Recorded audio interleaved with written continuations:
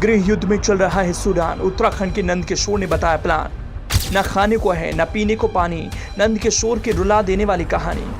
पत्नी से फोन पर कर रहे थे बात और फिर कट गया फोन, बिगड़ गए हालात। सूडान में क्यों छिड़ी है आपसी जंग, देवभूमि के कई लोग हैं तंग। पहले यूक्रेन और रशिया के बीच संग्राम छिड़ा, अब सूडान में जो खतरा आया इससे साबित होता है कि दुनिया में कुछ बड़ा होने वाला है। इस गृह युद्ध में कई परिवारों के ऊपर खतरा मंडरा रहा है। लोग सोचने को मजबूर हैं कि अगर वो किसी को विदेश में पढ़ाई के लिए भेजेंगे तो कैसे भेजें।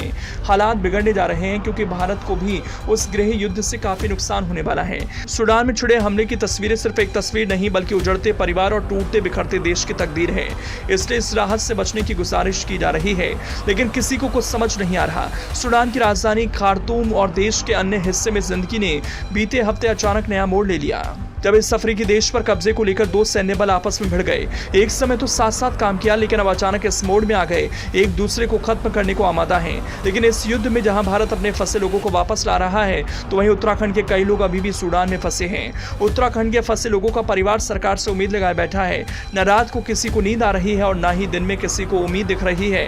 ऐसे में परिवार लगातार अपनों की चिंता में डूबा है। वो समझ नहीं पा रहे कि आखिर कब उसके लोग आएंगे। उत्तराखंड के फंसे लोगों को लाने के लिए बेबस परिवार भी टकटकी लगाए सरकार से राहत कार्य निहार रहे हैं कि शायद किसी भी वक्त उसका अपना खून आ जाए। सूडान में छिड़े गृह युद्ध को लेकर भी लोग चिंतित हैं। लोग सोच रहे हैं कि किसी न किसी पल उम्मीद की किरण जगेगी और कोई आकर कहेगा कि उनका बेटा या उनका परिवार सुरक्षित भारत आ गया।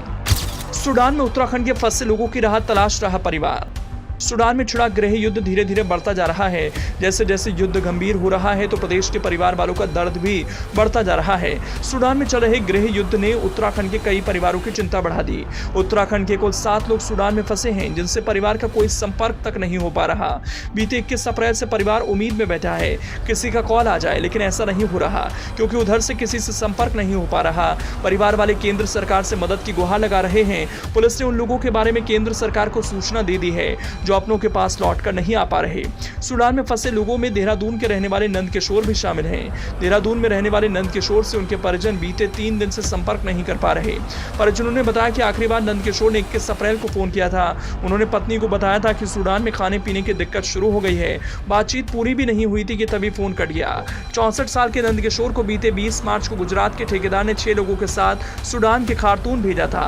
तब से वो हफ्ते में 2 से 3 बार परिवार से बात करते रहते थे। 21 अप्रैल के बाद उनका परिवार से संपर्क नहीं हो सका। नंदकिशोर की पत्नी सुनीता ने डीएम से भी मुलाकात की। सांसद रमेश पोखरियाल निशंक भी नंदकिशोर के परिवार से मिलने पहुंचे और उन्हें हर संभव मदद का आश्वासन दिया। उन्होंने कहा कि नंदकिशोर जल्द भारत लौट आएगा।